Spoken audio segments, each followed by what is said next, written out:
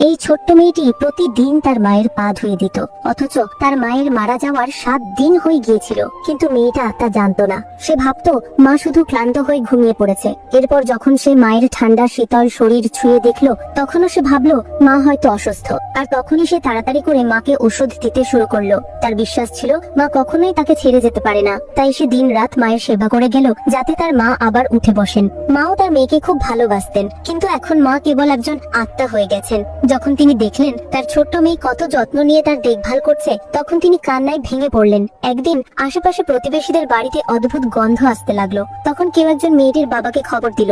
বাবা দৌড়ে বাড়িতে এলেন এবং দেখলেন মেয়ে এখনো মৃত মাকে দুধ খাওয়াচ্ছে। মেয়েটি জোরে জোরে মা মা করে ডাকছিল।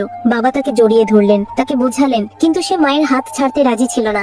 যখন মায়ের মুখ সাদা কাপড়ে ঢাকা দেওয়া হলো, তখন মেয়েটি এমন ভাবে চিৎকার করে উঠলো যেন পুরো আকাশ তার উপর ভেঙে পড়েছে। মায়ের মৃতদেহ তুলে নেওয়া হলো, কিন্তু মায়ের আত্মা তখনও মেয়ের সঙ্গে রয়ে গেল।